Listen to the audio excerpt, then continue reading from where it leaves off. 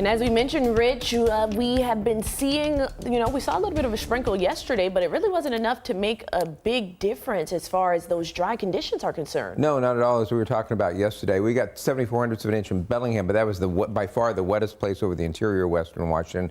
Inch out at Forks along the coast there at Quileute Airport, which is where the rainforest is. Not a big surprise there, but most of the area only got a few hundredths of an inch. I think besides the Bellingham total, I think they got like 25 hundredths of an inch in Port Andrews. A couple places got 1 or 2/10 of an inch elsewhere in the Sound. So not a big producer. We don't expect a big producer. We were talking about this yesterday. We'll throw that back up again today. Seattle is actually very dry from about the middle of June through the middle of September. Just climatologically, we don't get much rain on a regular basis. And as a result of that, we get less rain in the month of July in Seattle than they get in Phoenix. They get the monsoon down there usually, though. They're not seeing much of that this year, but we only get 6/10 of an inch on average for the month and 91 hundredths of an inch there in Phoenix. So it's interesting that we are drier than the desert during the course of the month of July.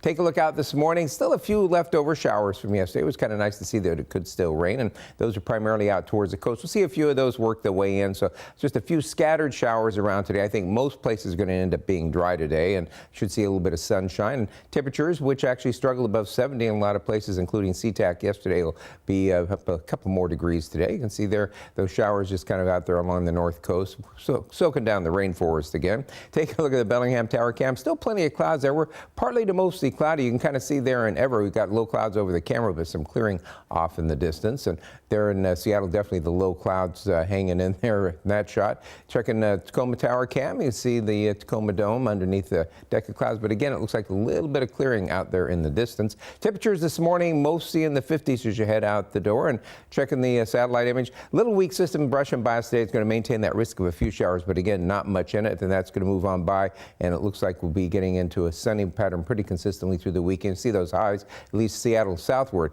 mostly in the low to mid 70s. As we head through the remainder of the week, we're going to continue to see maybe a little bit of patchy morning cloudiness, otherwise sunshine. Highs mostly in the mid to upper 70s to near 80 degrees as we head through the weekend and to start next week. And then next week, looks like as we head towards the middle part of the week, back into the low to mid 80s.